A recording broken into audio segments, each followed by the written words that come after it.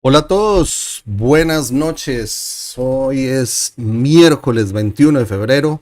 Son las 7 de la noche en Colombia. Yo soy Mike y quiero darles la bienvenida a nuestro día 3 de este curso básico de español enfocado en conversación básica. Hi everybody, good evening.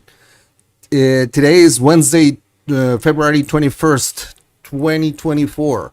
It is 7 p.m. in Colombia. This is Mike, and I bid you welcome to day 3.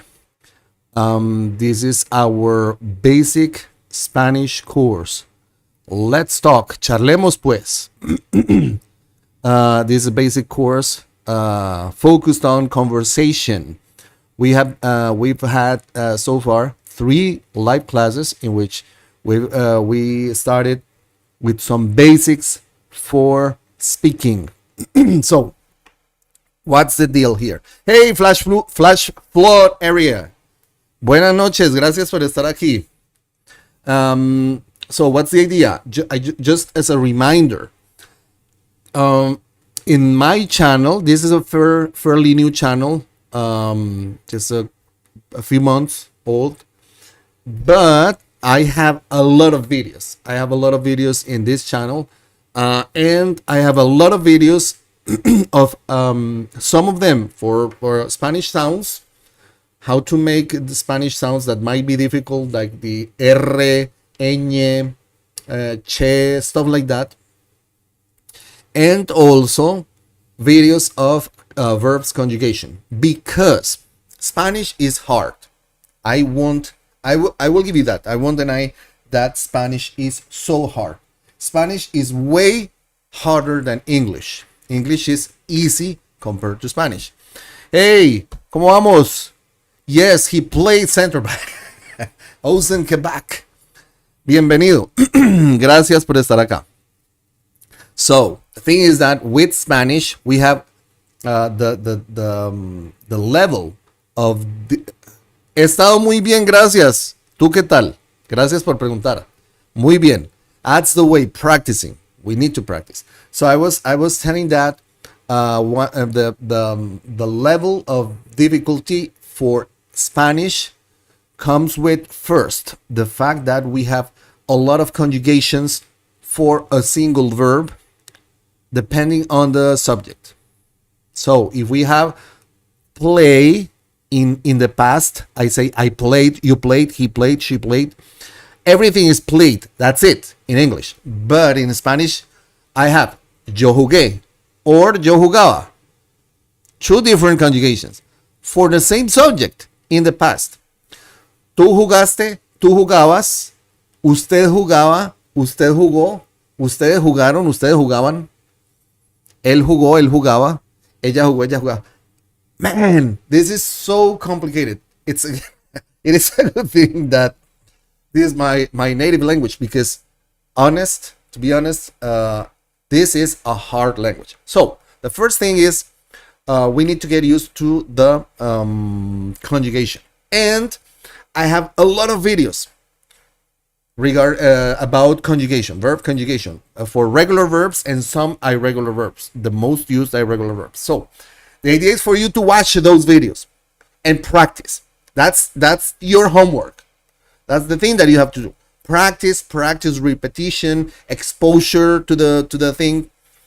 And this is in order for us to be able to work on different stuff here. That's the first thing that I would say it's one of the most difficult things of Spanish. The second most difficult thing when learning Spanish is the fact that we usually skip the subject. Meaning that when I speak in English, I always use the subject. Always. Unless I'm talking, let's say I'm in the imperative mood, like when I say move, come on, let's go, shut up. You see, those are examples of sentences with no subject in English. But for all of the sentences, subject, verb, object, it is very important for us to have the subject, because the conjugation of the verb is the same. So we need to know who are we talking about. I play, you play, he plays. In Spanish, we pretty much skip the subject. So that's the second point, which makes Spanish difficult, right? So this is something we need to start working on. And the best way to work on this is by studying, checking those examples, and first, do not worry about skipping the subject. At least when you're trying to build your sentences or write your sentences. When practicing listening, of course, you're going to find a lot of situations in which the subject is skipped. Nonetheless, don't worry about that. You're going to get used to that. And we're going to use these classes in order to get used to speaking. Things that we can use for speaking. And eventually we're going to work on some grammar concepts, ideas, and stuff. So, this is our Charlemos Pues. It's like, let's talk. This is our basic course, and we are going to start tonight with we're going to talk about ways to give and ask for personal information. That's something that we can do. Everybody can do. So we're going to learn is somehow a script. A script. I'm sorry. It's somehow a script. But what we're going to try to do is to learn the script and try and see different options for the script, because these are sentences that that are useful. You can learn, you can practice, and you can use for interaction. Okay, so let's start by saying that when I have a conversation with somebody, if I'm talking to somebody, I'm talking to you, right? Hey, how are you? Where do you live? Where do you work? How's your family? Right? I'm talking to you when I'm having a conversation with somebody. Having said that, in Spanish, if you don't remember, let me check something here. Okay, yeah, my microphone is working. If you remember, in Spanish, there's a thing in which you can be translated as singular and plural. Same you. So you can be ustedes, plural, several people, or it can be one person, you. And if I translate in Spanish you as one person, it can be either tú, which is close, informal, or usted, which would be like formal, right? We've talked about that a lot, and I usually mention that in my videos. So for these examples, we're going to think about you as tú, like a close relationship, like informal. We're not going to go formal, right? So everything about tú, when I ask about you, it's gonna be about tú. ¿Cómo estás? De dónde eres? ¿Dónde trabajas tú? Right?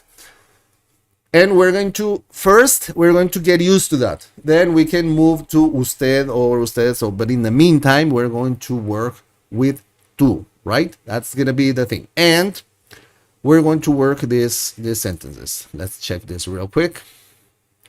Whoops. I always do that. Shoo. Sorry. Happens usually. Okay, so I have this kind of a script, right? So, first thing, when I'm giving and asking for personal information, I'm talking to somebody and that person is you. So I always treat you as tú, te, right? So what's your name? What's your name? What's your name? When we say what's your name in English, in Spanish is ¿cómo te llamas? ¿Cómo te llamas? ¿Cómo te llamas? So check this out. What's your name? ¿Cómo te llamas? With that, if you learn that and practice that, you're done. But remember, that's not the only way what's your name can be translated to Spanish. Because in Spanish, we also say, ¿cuál es tu nombre? And that's exactly asking what's your name. ¿Cuál es tu nombre? ¿Cuál es tu nombre? ¿Cuál es tu nombre? It's the same as asking for what's your name. So, you can use either. ¿Cómo te llamas? ¿Cuál es tu nombre? ¿Cómo te llamas? ¿Cuál es tu nombre? But get used to that. Because if you ask, ¿cómo te llamas? And you just learn, ¿cómo te llamas? If somebody asks you, ¿cuál es tu nombre? You're going to say like, what's he asking? Right? So, ¿cómo te llamas? ¿Cuál es tu nombre? Remember, everything is based around tú. You, tú. Singular, close relationships, informal. ¿Cómo te llamas? What's your name? ¿Cuál es tu nombre? What's your name? And there's a third one, which is horrible. I hate that form because it's not right Spanish. But nonetheless, you're going to pretty much hear that a lot, especially here in Colombia. Remember, a native speaker not necessarily is an excellent speaker of his or her language. Native speakers make mistakes, a lot of mistakes. And this, the one that I'm going to show you, is one of those. So, a lot of people ask, ¿Cómo es tu nombre? That's a horrible question.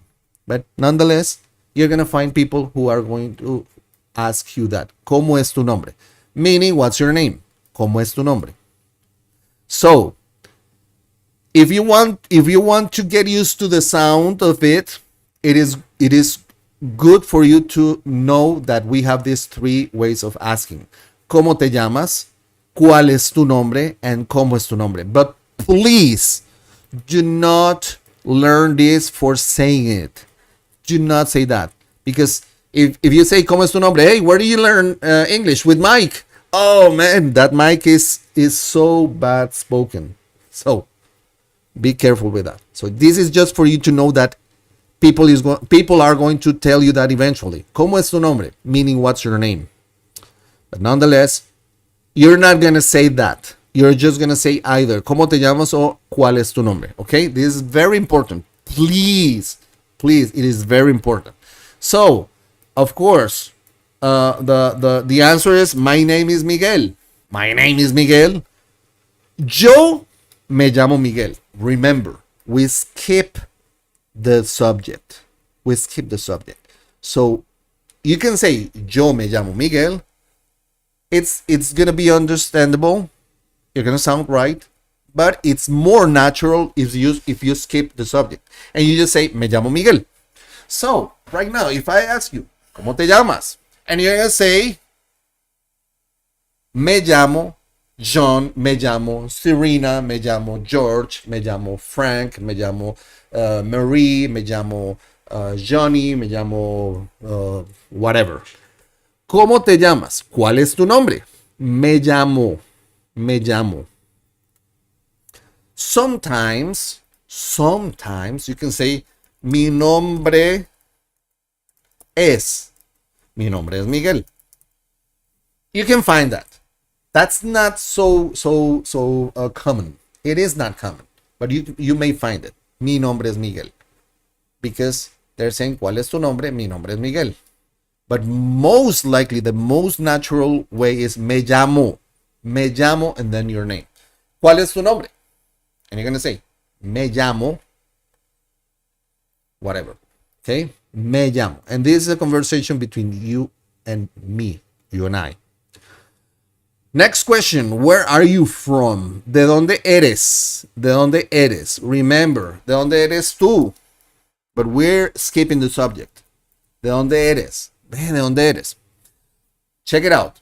Sometimes, and I talked about this the last class, we use vos for tú, which is also informal.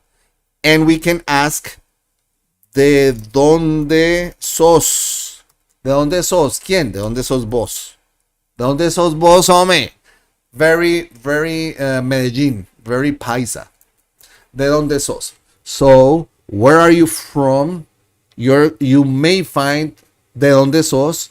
And most likely more natural, ¿de dónde eres?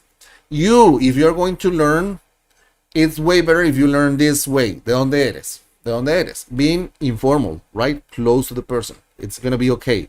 ¿De dónde eres? Now, if you're going to live in Medellín or you're going to move to live to the zona paisa, it is okay that you learn ¿de dónde sos? But if you're learning Spanish and you want to use the Spanish in different countries of Latin America, it's way better if you just learn de dónde eres, de dónde eres, de dónde sos, de dónde eres, where are you from? And the answer is I'm from Colombia. Soy de Colombia. You see how I separate the subject yo, because you can say yo soy de Colombia, and it's okay. It's perfectly okay. You can use the subject in sentences. There is no problem in using the subject in sentences. It is okay. Let me check if there's... Okay, I don't have any questions so far. It's okay if you use the subject, the pronoun, but most likely if you want to sound natural, we skip the subject. So you say soy de Colombia. Soy de Colombia. Sometimes people may say vengo de Colombia. Vengo de Colombia, meaning I hail from Colombia. I come from Colombia, right? But most likely if I ask, ¿de dónde eres? You're going to say, soy de Colombia. Because I'm not asking, ¿de dónde vienes? Which should be, ¿de dónde vienes? Vengo de Colombia. But most likely, ¿de dónde eres? Where are you from? ¿De dónde eres?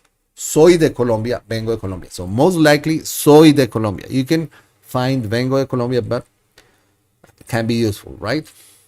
This is a tricky one. How old are you? How old are you? How old are you is a question that in English, translated to Spanish, would be ¿Cuán viejo eres?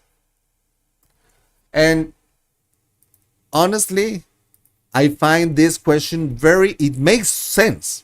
It makes a lot of sense. ¿Cuán viejo eres? But sadly, we don't say this in Spanish. Never. You may ask, ¿Cuán viejo eres? And I'm going to understand. And I'm going to tell you, I'm not 35. Actually, I'm 53. I'm going to be 54 in 2 weeks. Hey. Okay. Well, I mean 53. I'm going to be 54. Right now I'm 53. I'm almost 54. So, ¿Cuán viejo eres? You can ask, ¿Cuán viejo eres? But you're going to sound weird. It's like, this is not from here. You sound weird. Where are you from? Anyhow, we're going to understand, but you're going to sound weird. So you don't ask this, but you ask, ¿Cuántos años tienes? Like, how many years do you have? Which in English doesn't make any sense, right? Doesn't make any sense. And you're going to reply, I'm 53 years old. I'm 53, right? In English, we can say both, I'm 53 years old or I'm 53, and that's it. Tengo 53 años. You can also say tengo 53. Tengo 53. Most likely tengo 53 años. Tengo. Number. Remember, practice your numbers. I do have a video in which I teach. I think I have a video in which I teach numbers. Now you got me thinking. Give me just a second. Let's check real quick my channel. Real quick. Give me a sec. Oh, shoot. Give me a second. Por favor, denme un momento. Vamos a buscar porque yo creo que tengo un video de los números. Vamos a ver. Numbers. Yes, sir. I do have videos. So let's check this. And this is part of your homework. Go to my channel. Type numbers in the search box of my channel. Spanish with Mike. At Spanish with Mike. YouTube.com/@SpanishWithMike. And if you type in the search box numbers, it's gonna show you this this first video in which I teach you how to master cardinal numbers. The complete guide to counting and number formation. 38 minutes video. That's for you to check on that, to study your numbers. So when we're talking about, am I in the right page? Yeah, okay. So when we're talking about age, you need to know your numbers, right? Especially your own age, and or a few numbers more. ¿Cuántos años tienes? How old are you? Tengo 53 años. I'm 53. I'm 53 years old. What do you do for a living? Meaning for a living. ¿A qué te dedicas? Now, let me tell you something.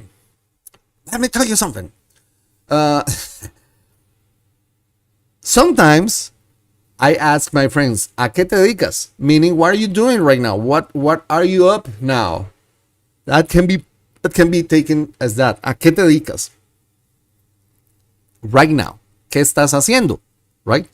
But when I say ¿a qué te dedicas? Most likely, especially if we just met, I mean, what do you do for a living? What's your occupation, your profession? What do you do for a living? ¿A qué te dedicas? ¿A qué te dedicas? You can also find ¿en qué trabajas? ¿En qué trabajas? ¿En qué trabajas? ¿A qué te dedicas? ¿En qué trabajas? You can also say, ¿cuál es tu trabajo? But that's not natural. Well, somebody may ask you that, but it's not going to be, it's very uncommon. ¿En qué trabajas? Yeah, ¿en qué trabajas? O ¿a qué te dedicas? What do you do for a living? And you're going to say, soy profesor. Check this out. In English, and remember, we're skipping the subject. In English, every time I talk about professions, jobs, occupations, we always use the indefinite article, an. I'm an engineer. I'm a musician. I'm a teacher. In Spanish, you do not translate this. So you don't say, soy un profesor. Nope. You just say, soy profesor. Think like if this didn't exist. Right? It doesn't exist. Soy profesor. I'm a teacher. ¿A qué te dedicas? Soy maestro. Teacher. ¿A qué te dedicas? Soy estudiante. I'm a student. ¿A qué te dedicas? Soy doctor. I'm a doctor. ¿A qué te dedicas? Soy abogado. I'm a lawyer. ¿A qué te dedicas? Soy policía. I'm a police officer. ¿A qué te dedicas? Soy político. I'm a politician. And so, and so, and so. Soy. Super easy. ¿A qué te dedicas or en qué trabajas? Super easy. ¿Dónde trabajas? Now that I know what you do, I want to know where do you work? ¿Dónde trabajas? Sometimes people may ask, ¿en dónde trabajas? It's the same. ¿Dónde? ¿En dónde? It's the same. We'll go further deep in that subject later because there are certain subtleties between en dónde and dónde. But in the meantime, let's think like it's the same. ¿Dónde trabajas? ¿En dónde trabajas? Where do you work? ¿Dónde trabajas? I work from home. Trabajo desde casa. Myself. I work from home. Trabajo desde casa. I work at the bank. Trabajo en el banco. I work at the hospital. Trabajo en el hospital. I work with my family. Trabajo con mi familia. I work in downtown. Trabajo en el centro. I work at the mall. Trabajo en el centro comercial. And so, and so, and so. Next, where do you live? Where do you live? ¿Dónde vives? Same thing, ¿en dónde vives? ¿Dónde vives? ¿En dónde vives? Is the same. Remember right now. ¿Dónde vives? That's it. Where do you live? ¿Dónde vives? I live in Cali. Yo vivo en Cali. Vivo en Cali. Let's skip the subject. Vivo en Cali. I live in Cali. Vivo en Nueva York. I live in New York. Vivo en Providence. I live in Providence. Vivo en Boston. I live in Boston. Vivo en París. I live in Paris. Vivo en Tokio. I live in Tokyo. What's your phone number? ¿Cuál es tu número de teléfono? That would be like the right question. ¿Cuál es tu número de teléfono? But you can also ask, ¿cuál es tu teléfono? Just like that, without the number. ¿Cuál es tu teléfono? You can also, somebody can ask, like, ¿me das tu teléfono? That would be something like, can I have your number? Can you give me your number? Right? Can you give me your number? What's your phone number? It's basically the same, right? Can you give me your number? Can I have your number? ¿Me das tu teléfono? ¿Me puedes dar tu teléfono? Certain variation. But basically, ¿cuál es tu número de teléfono? ¿Cuál es tu teléfono? Some people, not too often, they can say tu número telefónico instead of tu número de teléfono. But it's the same. Tu número telefónico, tu número de teléfono. Or, nowadays, we ask, ¿cuál es tu celular? We can also ask that because everybody has a cell phone and we talk about cell phones and we talk about celular. ¿Cuál es tu celular? ¿Me das tu celular? Tu número de celular instead of teléfono. It's the same. So you can ask, ¿cuál es tu número de teléfono? ¿Cuál es tu teléfono? ¿Cuál es tu celular? ¿Me das tu teléfono? Número telefónico also. And when you say my phone number is, mi número de teléfono es, you can also say mi número without teléfono. Mi número es, my number is, you can also say that. Mi celular es, you can say that. And you have that.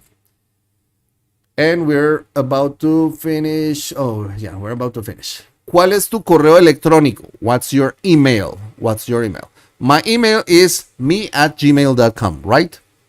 Mi correo electrónico es. Now, sometimes we just say ¿cuál es tu email? Because in Spanish we use a lot of words from English.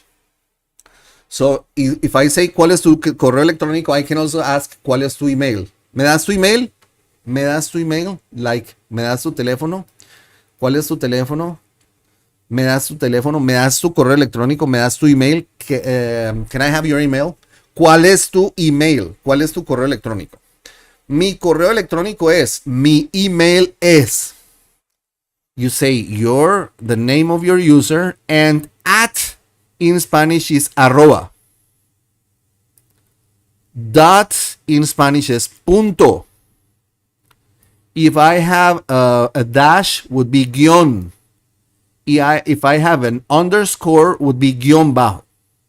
So if I say Mike underscore teacher, or that would be teacher dash Mike at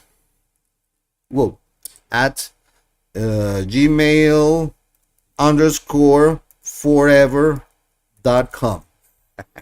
I have all of it. My email is teacher-mike at gmail underscore forever.com. In Spanish would be mi correo electrónico es teacher-mike arroba gmail-forever.com. Funny things. In Spanish, some people say con instead of com. Why? I don't know. That you will find a lot. Punto con instead of punto com. Just to make sure. That will happen. And eventually you're going to hear that. Just the same as when they give www, some just say www and that's it. A lot of people just say two W's. But anyhow. Let's move to, and we're finishing now. Whoops. Do you have kids? Do you have children? ¿Tienes hijos? Yes, I have 2 kids, 2 children. No, I don't have kids. Sí, tengo, number, hijos. No, no tengo hijos. ¿Tienes hijos? Sí, tengo. You can say, sí, tengo un hijo y una hija. Un niño y una niña. Un hijo, 2 hijas. Depending. Sí or no. Or you can just say sí and no and that's it. Are you married? ¿Eres casado? ¿Eres casada? Because 2 can be male, female. And also, we can also ask ¿estás? ¿Estás casado? Because it can be a temporary situation. Sadly. Well, that happens. ¿Eres casado? ¿Eres casada? Or ¿estás casado? ¿Estás casada? Both. Are you married? Sí, no. Soy casado, estoy casado. Estoy casada, soy casada. No, no soy casado. No, no estoy casado. No, no soy casada. No, no estoy casada. All of them, right? What's your husband's or wife's name? ¿Cómo se llama tu esposo o esposa? ¿Cuál es? And this is the same as we learn here. ¿Cómo se llama tu esposo o esposa? ¿Cuál es el nombre de tu esposo o de tu esposa? ¿Cómo es el nombre de tu esposo o tu esposa? That can happen. But basically, ¿cómo se llama tu esposo o esposa? What's your husband's name? Wife's name. Mi esposo or esposa se llama Juan María. My husband's name, my wife's name is blah, blah, blah. Mi esposo se llama, mi esposa se llama, and her name. And last but not least, what does your wife do for a living? ¿A qué se dedica tu esposo? ¿A qué se dedica tu esposa? My husband is a doctor. Mi esposo es doctor. My wife is a doctor. Mi esposa es doctor. So these are different sentences that we can use in order to give and ask for basic personal information. So what's the deal here? And now, just in case, let me check if I have questions here, because I haven't checked my, okay, no questions. So what's your homework? And if you have questions, think about this, think about your questions. In the meantime, I'm going to tell you what's your homework.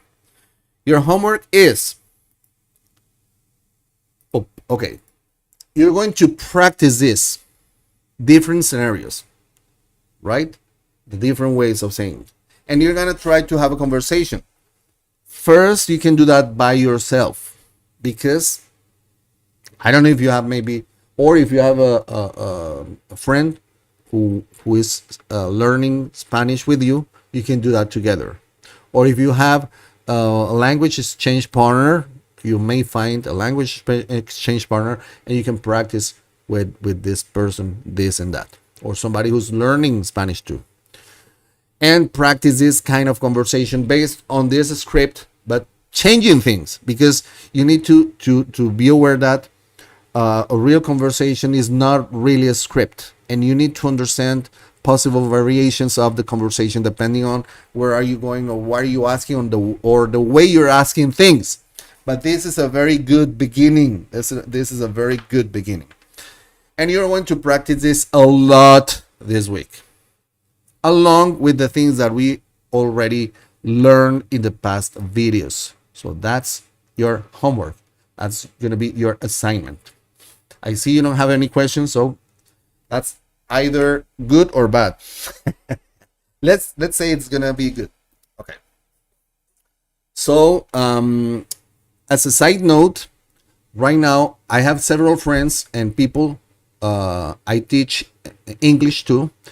One of those is a very dear friend of mine. She is learning English. She's from my local town. She's a doctor. And she's having issues with the listening. And lately I've been spending a lot of time with my granddaughters. One of them is good. Glad you liked flash flood area. One of them is 3, the other one is 7, and the little one, the one who's 3, she's starting to speak in English. She lives in the United States. Although her parents are Spanish native speakers, she's basically learning English. She speaks a little bit of Spanish, but she basically speaks English, and everything we do is in English. And I noticed how she's been developing a lot her skills of speaking. She's still pretty much speaking gibberish a lot, but a lot of things are understandable. And I noticed one of the shows that she really loves to watch is Peppa Pig. When I was listening to Peppa Pig, I was like, man, they talk so clearly. This is so basic and clearly English. And of course, because it's for kids. So I told my friend to start listening to that. And that made me, that reminded me of when I met my calligraphy teacher, one of my calligraphy teachers. She is Japanese. And we were talking about learning Japanese, and she said, I should start watching videos anime videos for kids. She gave me a few names of different anime for kids. She said that's very basic Japanese and very clear Japanese because it's intended for kids. That would be a great way for you to start developing your listening. I was like, yeah, sure, that makes a lot of sense. And I told the same to my friend. So right now I'm thinking that that could be also a good way for you to practice that. So that's something that I was thinking today. So I'm going to check for nice Spanish cartoons for kids that you might use in order for practicing your listening skills. And I'm going to leave that information next time. Lo bueno es que el español usa las mismas letras que el inglés, mientras que el japonés no. Well, yeah, you know what? Spanish, that's called romaji. Romaji. In Japanese, they call that romaji. In Japanese, but the thing is that Japanese is so easy. Japanese is even easier than English when I talk about the speaking. Of course, the writing is yeah, Peppa Pig. It's so cool. The writing in Japanese is complicated because they have three systems. They have syllables, katakana, hiragana, and they have kanji, which can be more than 2,000 characters. But the language itself, as a language, is easy. And I think I've talked about this before. Let's say, I'm going to say, you drink water. You drink water. And I say, mizu wo nomimasu.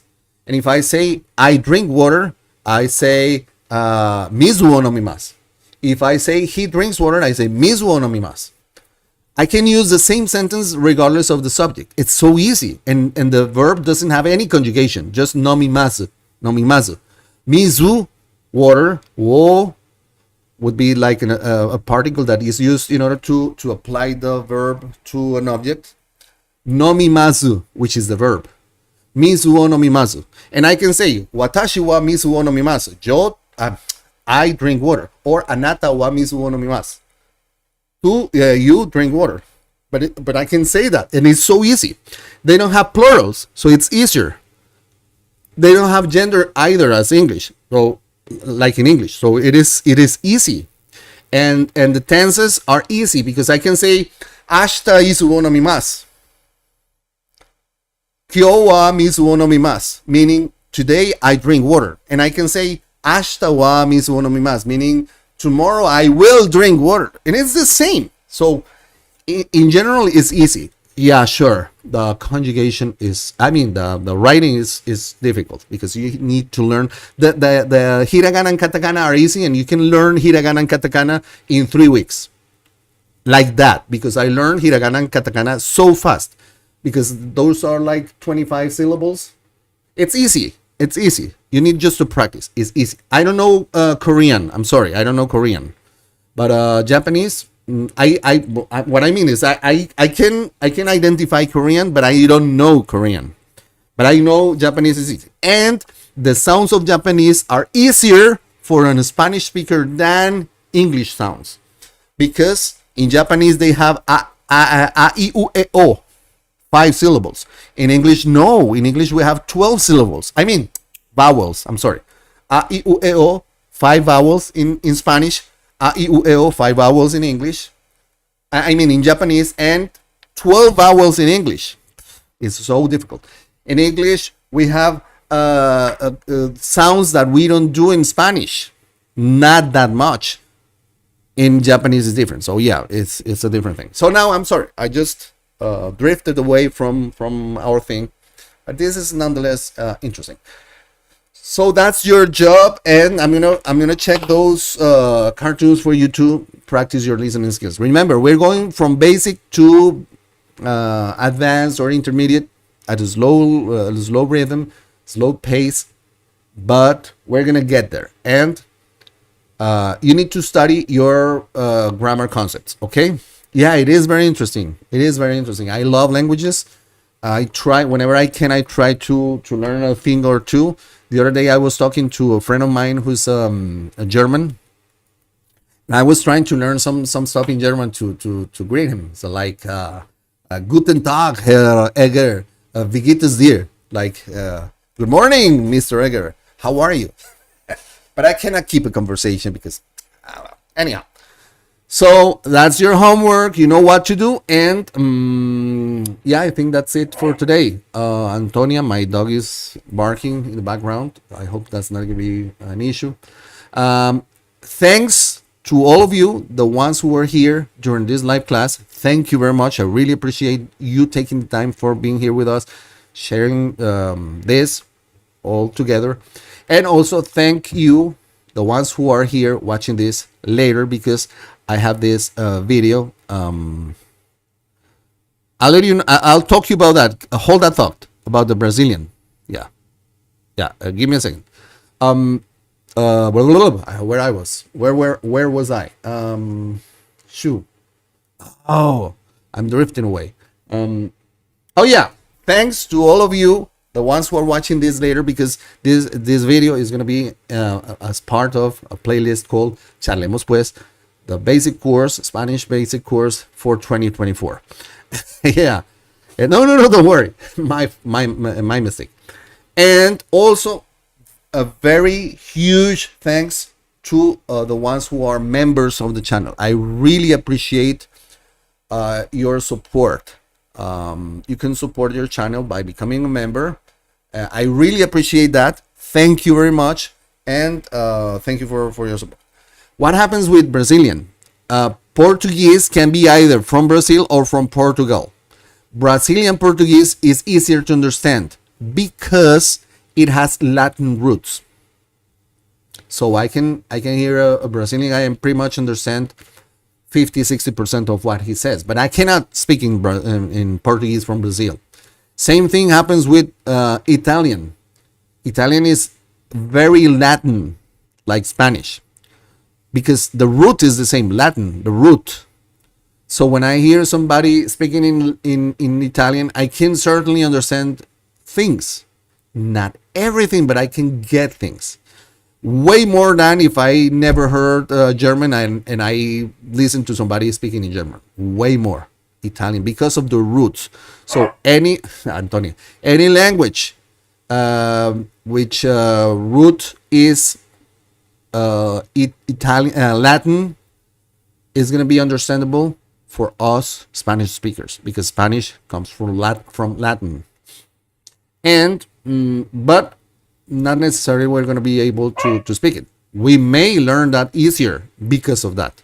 So, and I think that's the same thing that happens with, let's say, if you're an English native speaker and you're going to learn German, it's easier for you than other languages. I know people in Europe, they speak German, they speak French, they speak Russian, they speak different languages.